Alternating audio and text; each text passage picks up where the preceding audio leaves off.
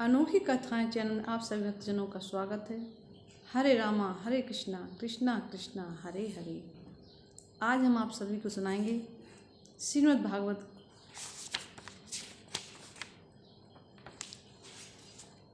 महापुराण का दूसरा स्कंद। भगवान के विराट स्वरूप का वर्णन। ओम नमो भगवते वासुदेवाय। श्री सुखदेव जी बोले, हे राजन, तुम्हारा प्रश्न बड़ा ही उत्तम है। हे राजन, द्वापर युग के अंत में मेरे पिता वेद व्यास ने मुझे श्रीमद् भागवत नामक पुराण को पढ़ाया है। हे राजन, जो मनुष्य श्रद्धा सहित इस शास्त्र का श्रवण करता है वह निश्चित रूप से भगवान का परम भक्त हो जाता है। अपने मोक्ष साधन के लिए जो श्री विष्णु जी के नाम का भजन करता है उसे क्षण मात्र में भी भगवत प्राप्ति हो जाती है। राजा खड़गवांग को भी ऐसा ही हुआ।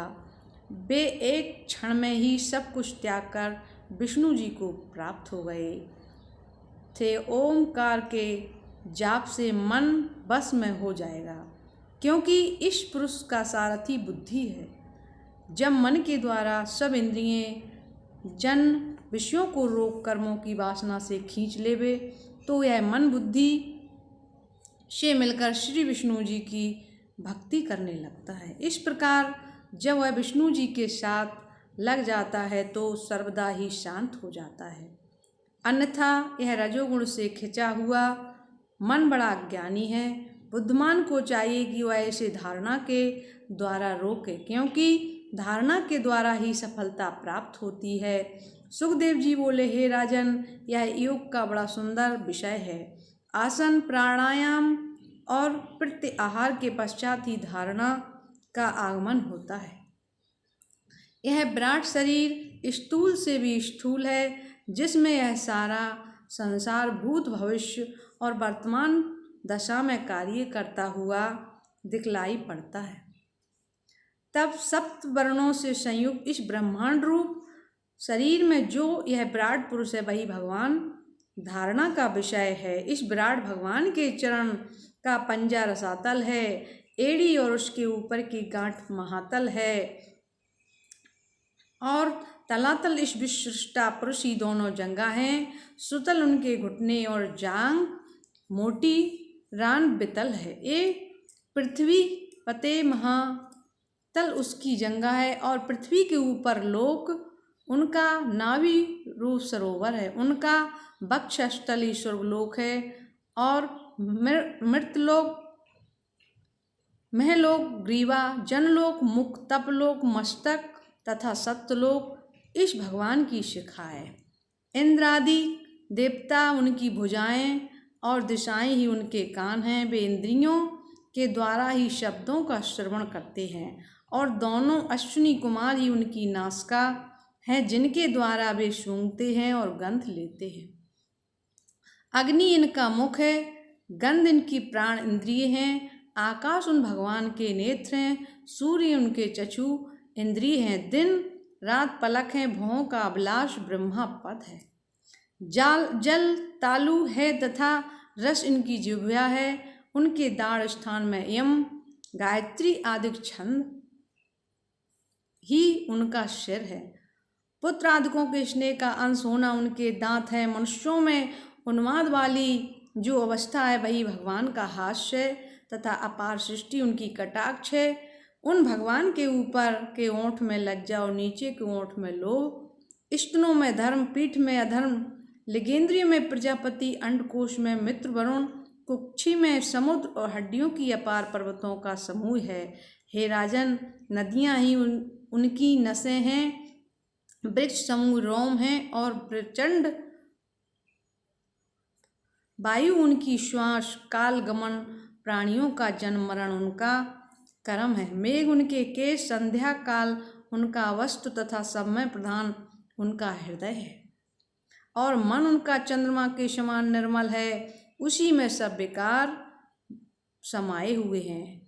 वह सबके आश्रयभूत कोष और इतने प्रसिद्ध प्रकाशपूर्ण हैं कि उनमें जाकर सब आवरण समा जाते हैं। निर्मल चंद्रमा के समान भगवान का चित्त ही महत्व है और रुद्री उनका अहंकार है तथा हाथी घोड़ा खच्चर ऊंट भगवान के नख हैं एवं अन्याय पशु उनका कटिस्थान है। पक्षियों का कलरव ही उनकी विचित्र शिल्प चातुरी के नमूने हैं। मनु भगवान ही बुद्धि है और मनुष्य उनके निवास हैं स्थान है। गंधर्व विद्याधर चारण तथा अप्सराएं और छवों शास्त्र स्मृतियाँ तथा असुरों की सेनाएं ही उनका पराक्रम है। उनके मुख से ब्राह्मण, भुजाओं से क्षत्रिय, उदर से वैश्य और चरणों से शूद्र उत्पन्न हुए हैं। हे राजन, मैंने तुमसे नाना विधि नामों से युक्त भगवान के अव्ययों का वर्णन किया है।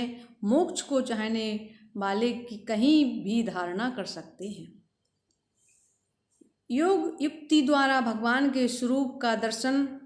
सुखदेव जी बोले, हे राजा परीक्षित, एक समय धारणा के बल पर ब्रह्मा ने सृष्टि का पुनर्निर्माण किया। धारणा का अर्थ है धारण करना। जब आसन पर बैठा हुआ अभ्यासी प्राणायाम के पश्चात इंद्रियों की चंचलता त्याग देता है, तब उसका मन एकाग्र हो जाता है। भक्त भगवान के विराट स्वरूप में अपने मन को लगावे, तब उसे नाना प्रकार के दृश्य दिखलाई पड़ेंगे। तब जैसा कि ऊपर विराट दर्शन कहा गया है, उसके अनुरूप ही भगवान के अनंत रूप को देखने की इच्छा करनी चाहिए।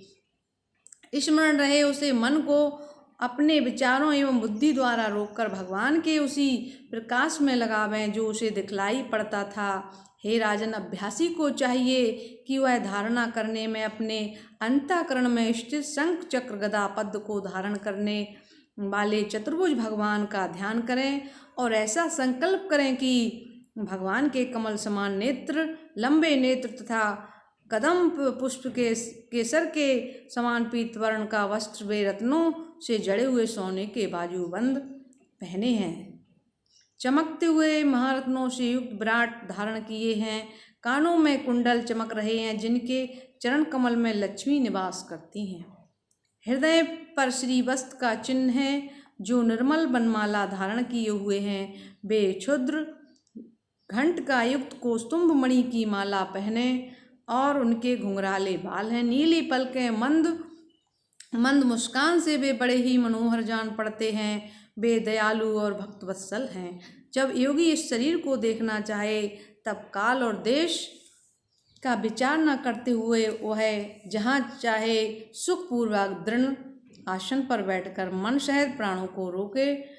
जो जन ब्रह्म तत्व में लीन शास्त्र ज्ञानी निर्वासनिक और दुख दौमनस्य आदि से सर्वदा रहे थे, वे शुद्धासन लगाकर अपनी एड़ी से अपनी गुदा को दबाकर वायु को रोककर छहों स्थान पर पार कर प्राण वायु को ऊपर चढ़ाते हैं। तत्पश्चात श्रवण, नेत्र, नासिका और मुख, इन सातों छिद्रों को मूंदकर अपेक्षा रहित योगी ताल मूल से दोनों भौं के बीच में उस श्वास को लावें।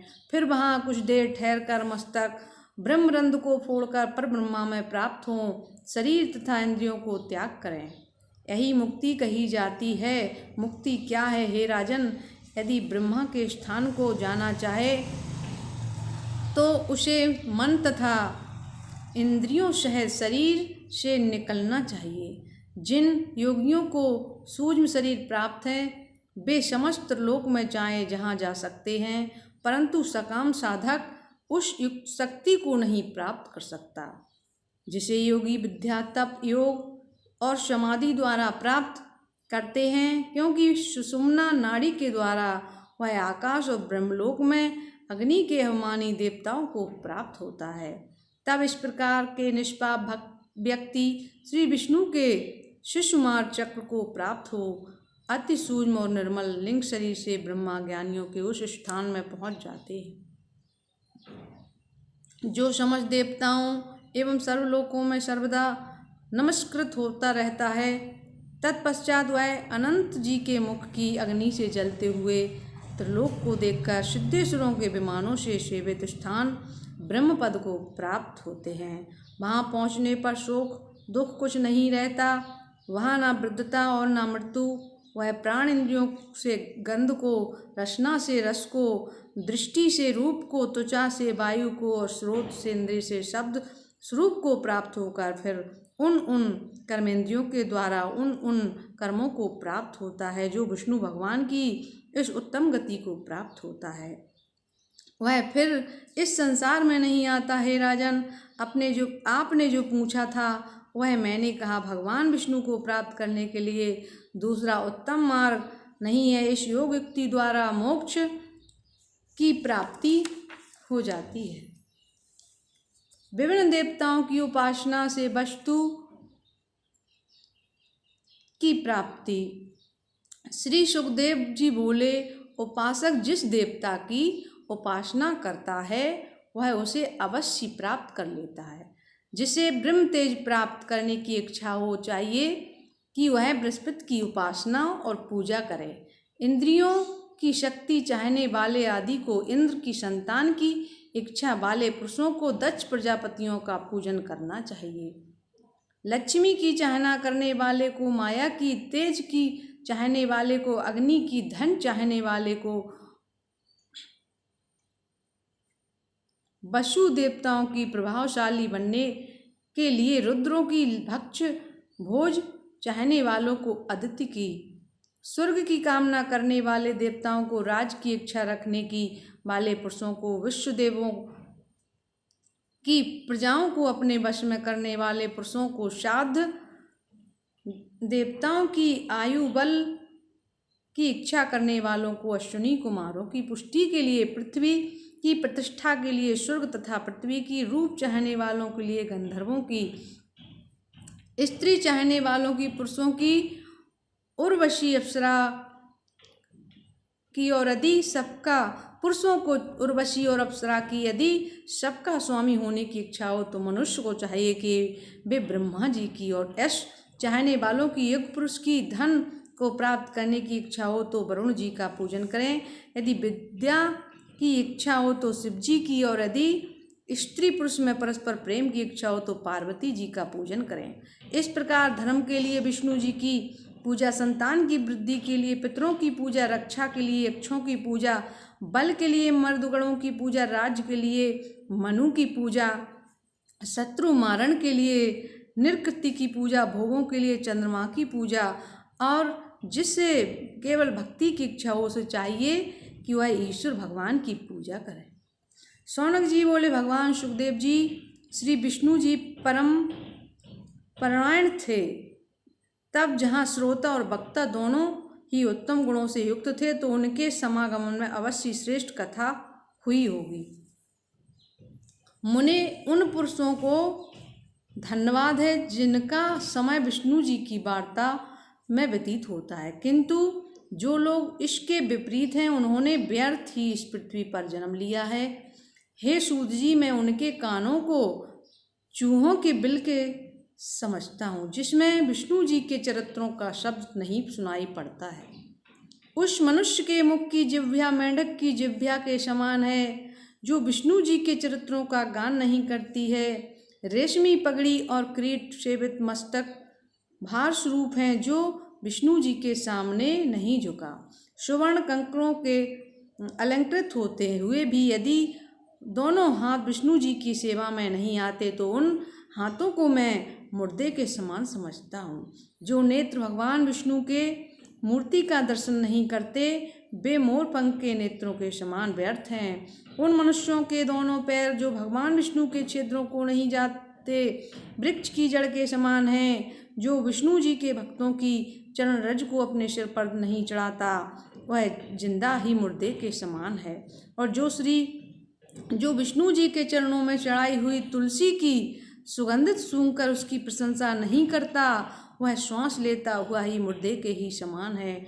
वह हृदय नहीं पत्थर है जो भगवान विष्णु के नाम से घृणा करता है। हे सूत जी, आप भगवान विष्णु के भक्तों में मुख्य हैं जो भक्त लोगों के मन के अनुकूल ही प्रिय कथा कहते हैं।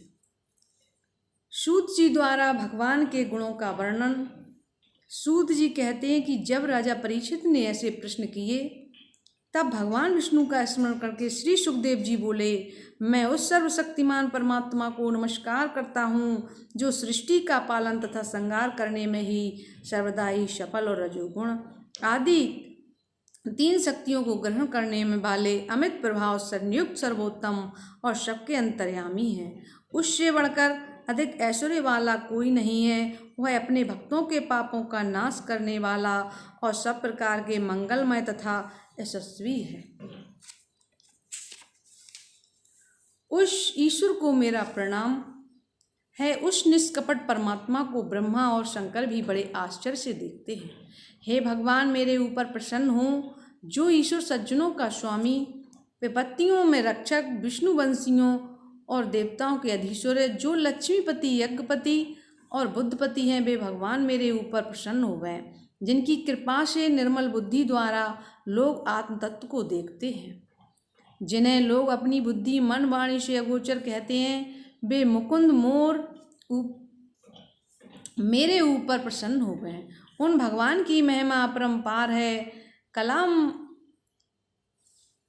कल्प आरंभ के पहले ब्रह्मा के हृदय में सृष्टि का विषय आरंभ करने वाले 16 तत्वों में प्रेरक होकर सब लक्षणों से युक्त साक्षात वेद स्वरूप जिस ईश्वर ने ही पृथ्वी आदि की रचना की, जिन्हें 11 इंद्रियां और 5 महाभूत अपनी कला से प्रेरित किए हैं, वे ही ईश्वर मेरी वाणी में ऐसी शक्ति भर दें जिसे सुनकर श्रोतागण मुक्त हो जाएं। मैं उन अमित तेज वाले भगवान वेद व्यास जी को प्रणाम करता हूँ, जिनके मुख कमल से निकले हुए ज्ञानमय अमृत को भक्तजन पीते हैं। संसार के रचयिता और संहारक का वर्णन, संसार की स्तुति, गुण, स्वरूप आदि का निरूपण। सुखदेव जी बोले, हे राजा परीक्षित, इस समय जैसा प्रश्न आपने पूछा है, ऐसे ही एक समय नारद जी ने श्री ब्रह्मा जी से पूछा था। नारद जी बोले, पितामह आपको नमस्कार है। हे देव, आत्मतत्व को किस प्रकार देखा जाता है, वह ज्ञान मुझे बतलाइए। यह संसार किसके द्वारा प्रकाशित हो रहा है, किसके आश्रित है, आपका क्या स्वरूप है, और आपने अकेले ही अपनी माया से इस पृथ्वी आदि महाभूतों की किस प्रकार रचना की है। इन सब भूतों का आप अपनी आत्मा से ही पालन करते हैं। इनका पराभव करने वाला दूसरा नहीं है। मैं एक शिष्य के समान ही आपसे यह सब जानने की इच्छा करता हूँ। नारद जी के ऐसा पूछने पर ब्रह्मा जी बोले, हे वत्स, इस प्रश्न को पूछकर तुम मुझे लोक कल्याण के लिए प्रेरित कर रहे हो। परोपकार से बढ़कर दूसरा धर्म नहीं है। तुम मुझे ईश्वर के समान मानते हो, यह भी वचन मिथ्या है। लेकिन मेरे ऊपर एक ईश्वर विद्यमान है, वे विष्णु नारायण। उन्होंने ही सबसे पहले इस संसार को अपने प्रकाश से प्रकाशित किया, जिसके आश्रय होकर मैं सूर्य, चंद्रमा, ग्रह, नक्षत्र, आकाश में तारे, अग्नि सहित सृष्टि की रचना करने में सफल हुआ।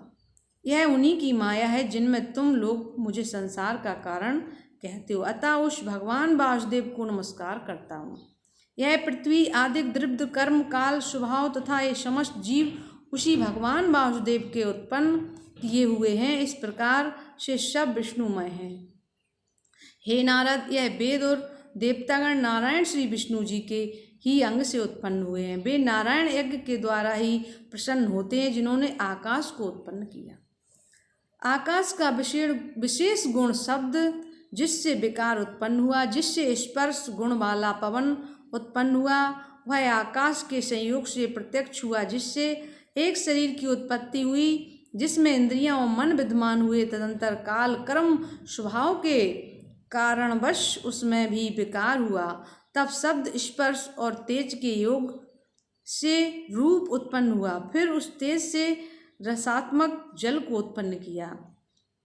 तब शब्द, स्पर्श और रूप के मेल से जल से विकार, और विकार से गंध, और गंध से पृथ्वी उत्पन्न हुई। इस प्रकार एक दूसरे के मेल से शब्द, स्पर्श, रूप, रस और गंध उत्पन्न हुआ। उसी शतोगुणी अहम भाव से मन तथा 10 इंद्रियों के अधिष्ठाता 10 देवताओं को उत्पन्न किया, जो दिग्पवन, सूर्य, प्रचेता और अश्विनी कुमार, ये 5 कान, त्वचा, नेत्र, जिह्वा, नासिका के अधिष्ठाता हुए।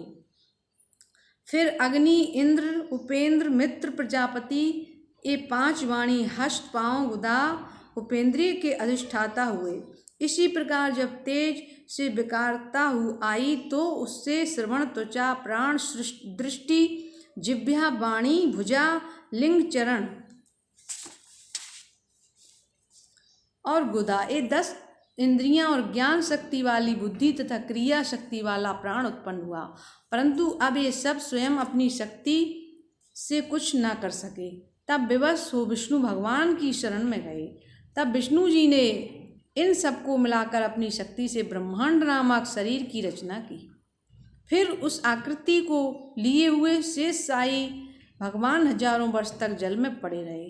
काल, कर्म तथा स्वभाव में स्थित परमात्मा में उस शरीर को चेतन किया, जिस एक ही अंड से हजारों चरण, भुजा, नेत्र चेतन किया, जिस एक ही अंड से हजारों चरण, भुजा, नेत्र, मुख, मस्तक विद्यमान थे। भगवान उस अंड को तोड़कर बाहर निकले। कटी के नीचे, अंश के नीचे 7 लोग ब्राह्मण, उनके मुख से क्षत्रिय, भुजा, वैश्य, जंघाओं से, पैरों से शूद्र उत्पन्न हुए।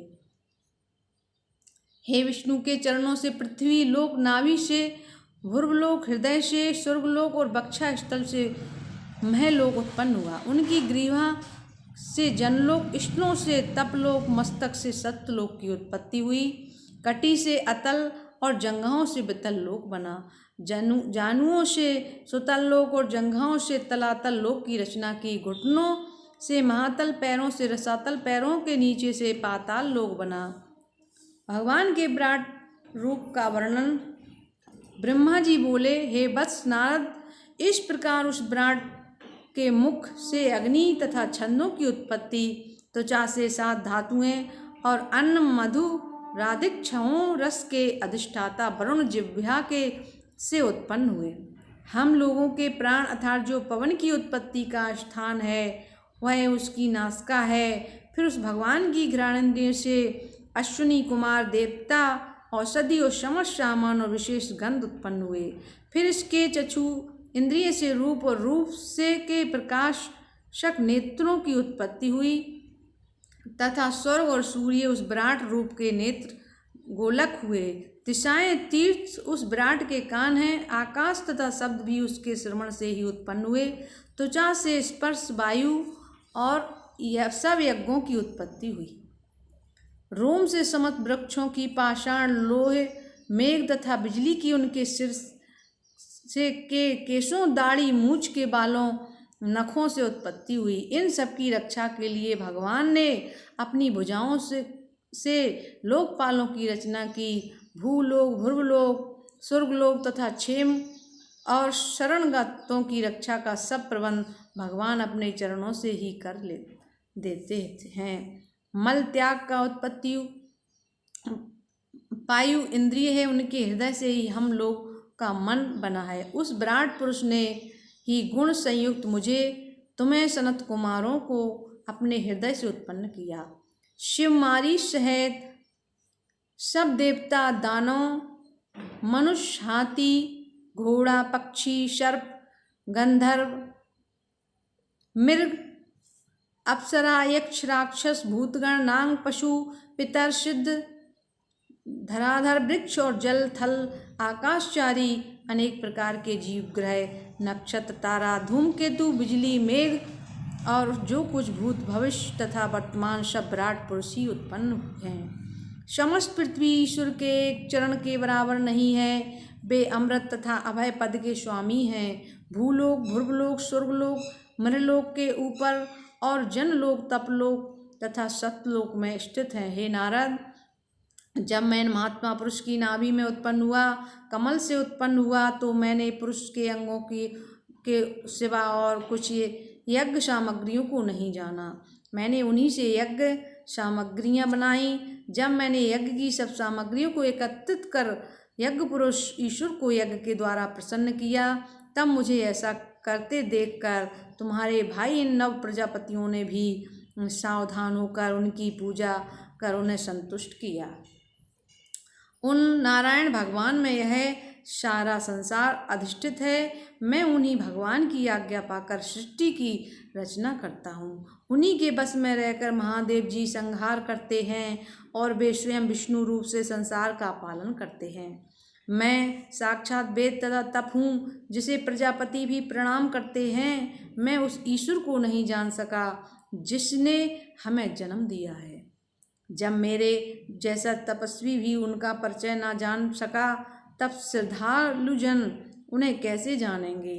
वे ही महाप्रलय में सृष्टि पालन और पुनः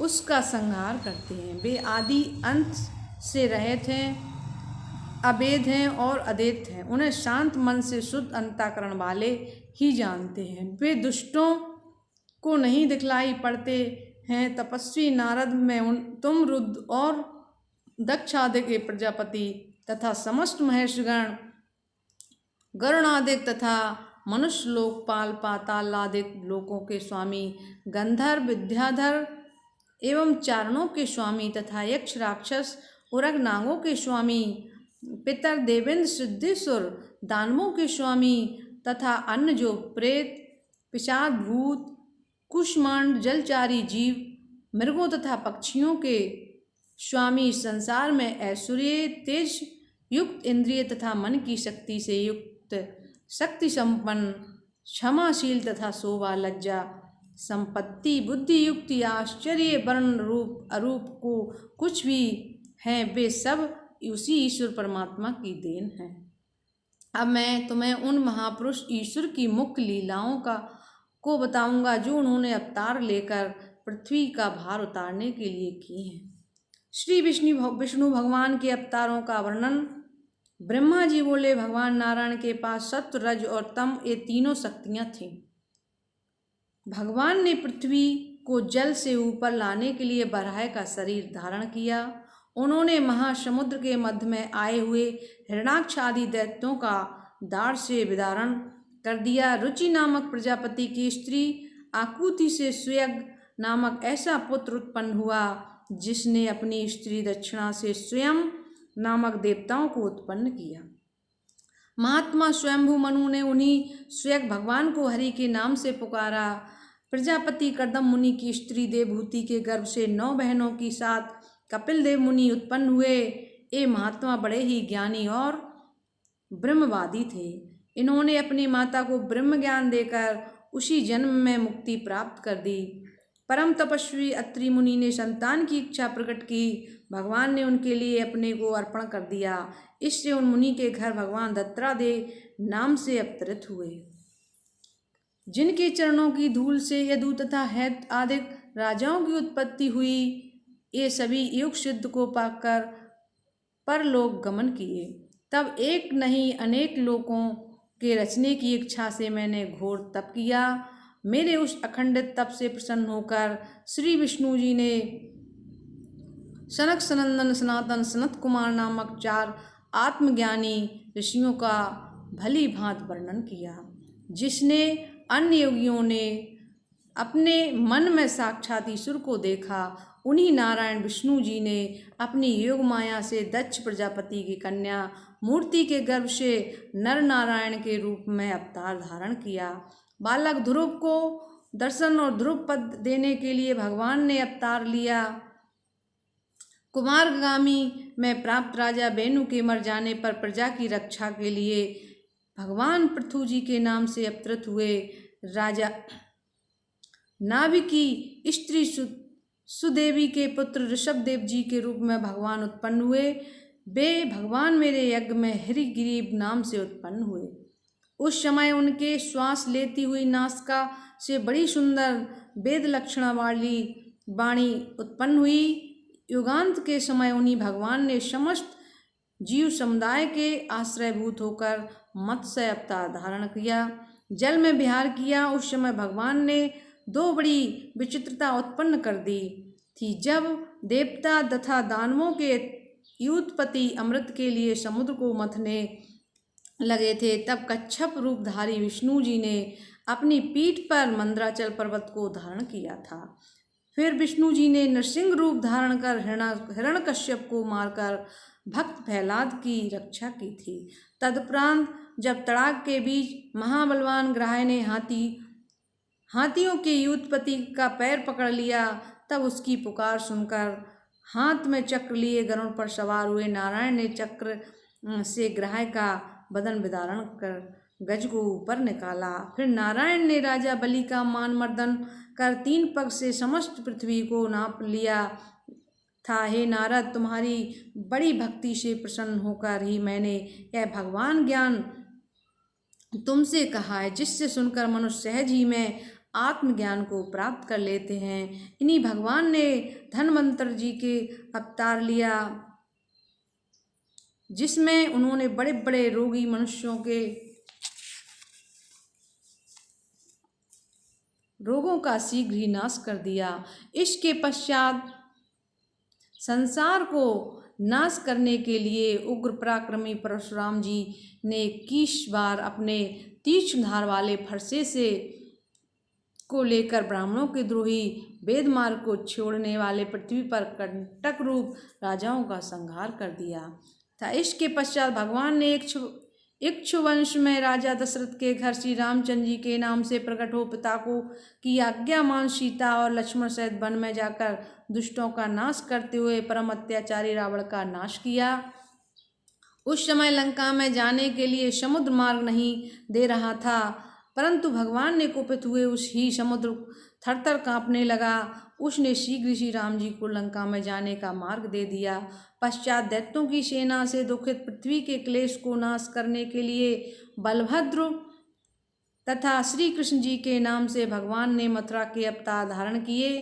तब उन्होंने अपने बाल काल में ही पूतना राक्षसी को मारकर अपने घुटनों से ही बड़े बड़े 2 अर्जुन वृक्षों को जड़ से उखाड़ कर फिर कालिए दह में विहार करते हुए अत्यंत विषधर चंचल जिह्वा वाले कालिया नाग को नाथ कर उसका मान मर्दन कर दिया था। जब जेठ मास में वज्र का सारा वन दावाग्नि से जलने लगा, तब रात में जब बलभद्र जी के साथ अमित पराक्रमी श्री कृष्ण जी ने सबकी आंखें बंद कराकर उनकी रक्षा की थी।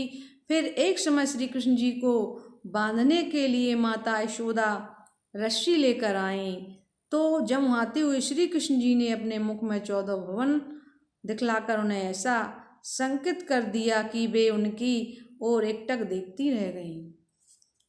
एक समय श्री कृष्ण जी ने वरुण जी को के पाश बंधन से नंद जी को अपने व्योमसुर की गुफा में गोपों को छुड़ाया था।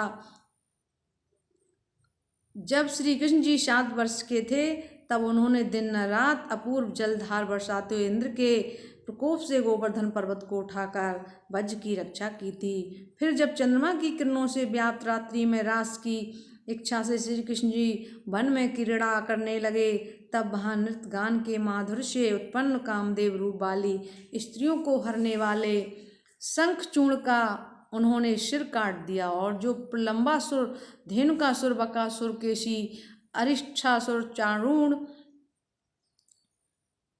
मुष्टिक, कुवल्या, कंस, कालयवन, भौमासुर, पौंड्रक, शाल, मयंद और दुदिश आदि वानर वल्लभ, विदुरथ और रुक्मी आदि प्रशंसनीय धनुषधारी योद्धा तथा कंभोज, शत, मत्स्य, कुरु, केकय और सृंजय आदि आताताइयों को बलभद्र, भीम, अर्जुन आदि के नामों की आड़ में उन सबको स्वयं मारकर वैकुंठ स्थान को भेज दिया। वेदों का विभाजन करने के लिए उन्होंने व्यास के रूप में अवतार लिया। नारायण ने बौद्ध का अवतार लेकर अनेकों प्रकार के सिद्धांत प्रकट किए। जब सज्जनों के घर में भी विष्णु जी की कथा नहीं होगी, ब्राह्मण, क्षत्रिय तथा वैश्य पाखंडी हो जाएंगे, शूद्र राजा होंगे, और जब स्वाहा सुधा ऐसे वचनों का प्रयोग ना होगा, तब यही भगवान कलयुग में कल के अवतार लेकर सबको अंतिम शिक्षा देंगे। हे नारद, कहाँ तक कहूँ, विष्णु जी के चरित्रों का अंत नहीं है। हे नारद, परमेश्वर की योग माया को या तो मैं जानता हूँ या तुम लोग, और शिव जी, प्रहलाद जी तथा मनु की स्त्री शतरूपा, स्वयंभू मनु और उनके पुत्र तथा प्राचीन ब्रह्मर्षि अंग और ध्रुव जानते। इनके अतिरिक्त एल मुचकुंद विदेह विश्वामित्र रघु अम्बरीश सगर गए मनधाता अरलक रंतदेव भीष्म बलि दिलीप सोम तरी उतंक शिवि देवल पिप्लाद सारस्वत उद्धव पराशर भूरिसेन और जो अन्य विभीषण हनुमान सुखदेव अर्जुन अष्टश्रेण विदुर तथा श्रुतदेव आदि ये लोग भी जानते हैं। वे सर्वदा शोक रहित परम पुरुष भगवान के ब्रह्म स्थान हैं, जिनमें मन को स्थिर करके यत्न करने वाले मनुष्य अवैध विषयों का भी सेवन कर लेते हैं। हे वस्त नारद, संसार को उत्पन्न करने वाले विष्णु को का जो यह संक्षिप्त चरित्र मैंने तुमसे कहा है वही है भागवत नामक महापुराण है। इसमें ईश्वर की विभूतियों का अपूर्व संग्रह है।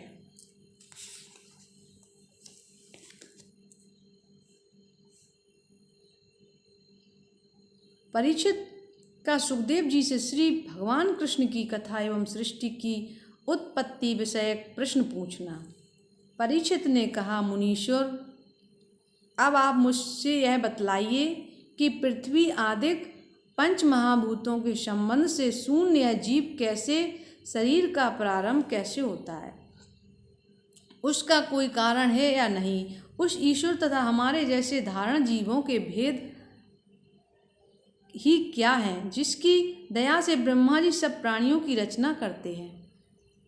जिसके नाभि कमल से उत्पन्न ब्रह्मा जी ने उनके रूप को देखा तथा जो सबके हृदय में वास करने वाला माया के स्वामी और ईश्वर हैं, वे विष्णु जी युग युग में अवतार लेकर कैसे कैसे चरित करते हैं तथा उन युगों का क्या धर्म है, क्या प्रमाण है। फिर तत्व विवेचन के साथ साथ देव आराधन, अष्टांग योग सहित वेद उपवेद धर्मशास्त्र इतिहासों तथा पुराणों का क्या स्वरूप है। यह स्वतंत्र जीवात्मा बंध मोक्ष के जाल में कैसे आ गया और यह अपने स्वरूप में फिर कैसे स्थित होगा। हे मुनि, श्री कृष्ण जी के कथा रूपी अमृत को पान करते हुए मेरा चित्त नहीं भरता है। ब्राह्मण के शाप से मेरी मृत्यु का समय अत्यंत निकट है। मैं बहुत व्यग्र हो रहा हूँ। विष्णु जी के कथा के विषय में राजा परीक्षित ने सुखदेव मुनि से पूछा तो वे बहुत ही प्रसन्न हुए। फिर उन्होंने वेद के समान इस भागवत नामक पुराण को कहा, जिससे ब्रह्मकल्प के समान भगवान ने ब्रह्मा जी से कहा था। ब्रह्मा जी को भगवत धाम का दर्शन और भगवान के द्वारा उन्हें भागवत का उपदेश। सुखदेव जी बोले, ईश्वर बड़ा मायावी है, एक ही आत्मा है, बहुत सा रूप धारण कर लेता है। उसमें माया के ही कारण अहम मम का भास होने लगता है। वही परमात्मा मोह रहित होकर काल तथा माया से परे और अपनी महिमा से रमण करता है। तब इच्छा करते ही वह अहम मम दोनों को छोड़कर पूर्ण रूप से स्थित हो जाता है। हे राजन, यह जीव भी निर्विकार है, किंतु इसने अविद्या रूप देह का संबंध कर लिया है। एक समय ब्रह्मा जी सृष्टि की रचना करने बैठे, परंतु उन्हें वह बुद्धि न प्राप्त हुई। तब उन्होंने एक समय जल में 2 बार कहे हुए 2 अक्षरों का ऐसा वचन सुना, तप करो। ऐसी ध्वनि प्रकट हो रही थी। तब उन्होंने घोर तप करना आरंभ किया। भगवान ने प्रसन्न होकर उन्हें प्रशंसित तथा शोक मोह और क्लेश से रहित अपना वह उत्तम लोक दिखलाया, जिसमें सत रज तम तीनों गुण विद्यमान रहते हैं। उस लोक पर काल का कोई बस नहीं था और न वहाँ माया ही अपनी कुछ शक्ति चला सकती थी। एक सुंदर झूले पर बैठी हुई लक्ष्मी जी विष्णु जी के चरित्रों का यशोगान कर रही थीं। विष्णु जी पीताम्बर पहने, क्रीट कुंडल धारण किए, गले में वैजंती माला पहने हुए, सब ऐश्वर्य से संपन्न ऐसी अद्भुत शोभा के साथ बैठे हुए थे कि जिन्हें दूर से देखते ही ब्रह्मा जी चकित हो गए। विष्णु जी ने कहा, मैं तुम्हारे तप से बहुत प्रसन्न हूँ, क्योंकि सृष्टि रचना के उत्तम विचार से जो तुमने इतना घोर तप किया है वह सर्वदा प्रशंसनीय है। हे ब्राह्मण, तुम मुझसे वर मांगो। इस संसार को अपने तपश्चर्या के प्रभाव से रचता और संसार को अपनी तत्पश्चाओं के प्रभाव से रचता और संहार करता हूँ। ब्रह्मा जी बोले, आप मुझसे मैं शक्ति प्रदान करें जिससे मैं आपके स्थूल और सूक्ष्म दोनों स्वरूप को भली भांति जान सकूं। हे माधव, आप मुझे ऐसी बुद्धि दीजिए जिससे मैं सृष्टि की रचना करने में सफल हो सकूं, क्योंकि सब कुछ करके भी मैं स्वतंत्र हूँ, अज हूँ, ऐसा अहंकार नहीं करना चाहता हूँ। श्री भगवान बोले, हे ब्रह्मा, इसके लिए तुम्हें मेरे यत्न गुप्त ज्ञान को भक्तिपूर्वक ग्रहण करना चाहिए। देखो, मुझ में जैसा रूप गुण तथा कर्म है, जैसा मेरा स्वरूप है, जैसी मेरी सत्ता है, वैसा ही सब कुछ तुम में भी विद्यमान है। तुम अपनी शुद्ध सत्ता का स्मरण करो।